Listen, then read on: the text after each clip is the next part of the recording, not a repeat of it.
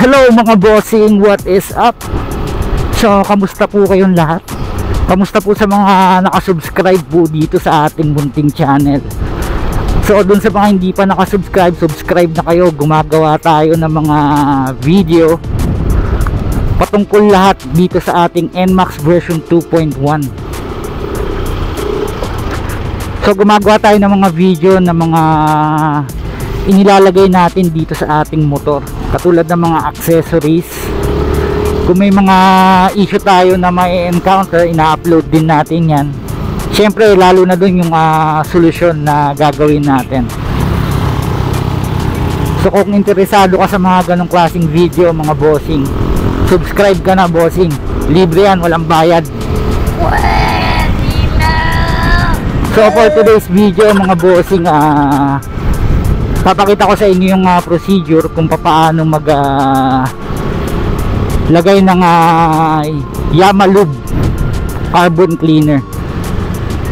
So since naka 3,000 odo na tayo, first 3,000 odo, actually medyo lagpas na siya kasi hinihintay ko muna mag 1 bar or mag blink yung ating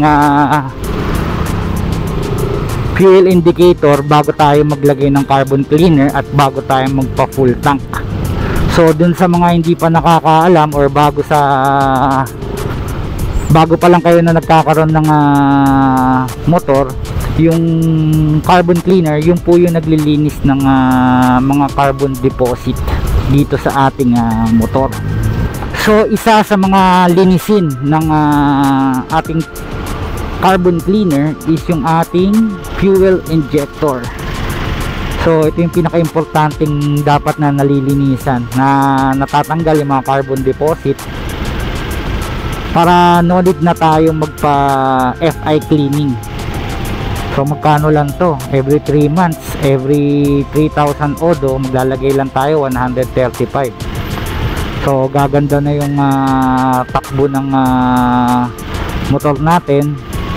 Siyempre, pinaka-importante rin dyan is yung fuel consumption natin. Mas titipid tayo sa gas. Mamimaintain niya yung fuel consumption natin. Titipid tayo sa gas. Kasi yung fuel injector natin, katagalan, nababarahan yan ng mga carbon deposit. So, gamit ng carbon cleaner is malilinisan niya. So, i-maintain lang natin yun. So far hindi pa nagbi-blink. So nakikita ko iba-iba yung procedure na ginagawa ng paglalagay ng carbon cleaner. Yung iba hinahati nila. So tayo, ang gagawin natin, isahan na lang. Isang full tank tapos isang buong carbon cleaner ilalagay natin. Bali nagpapagasolina tayo sa Shell. Ang pinapagasolina natin is yung regular lang, kasi city drive lang naman tayo. Alright, hanap lang tayo ng gasolinahan mga bossing. Shucks, yun, meron ng Shell. Uy,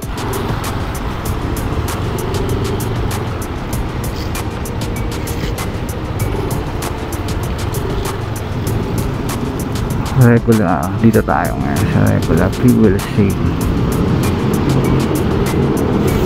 So mga bossing, dito tayo ngayon, papakarga tayo. So lalagay na muna natin yung carbon cleaner natin bago tayo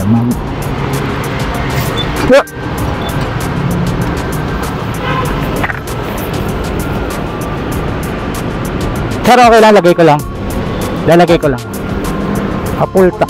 Yes po bossing. Shit,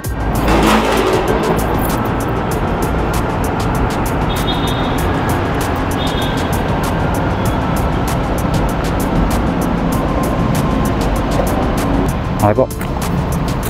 Thank you kuya. Full tank po. Regular po. Opo. Pula sir? Hindi po, green. Yes po. 91 octane. Okay po. Full tank sir, zero sir? Yes po. So parang inabot 337. 337 po. Yes po sir. So 337 yung inabot ng ating full tank. So check lang natin.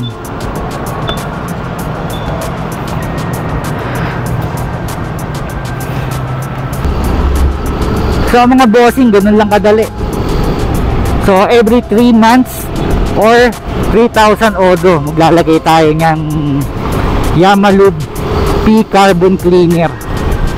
So wala naman tayong ine-expect na pagbabago pagdating sa takbo ng ating motor o performance. Wala naman yan kasi panlinis lang naman yan.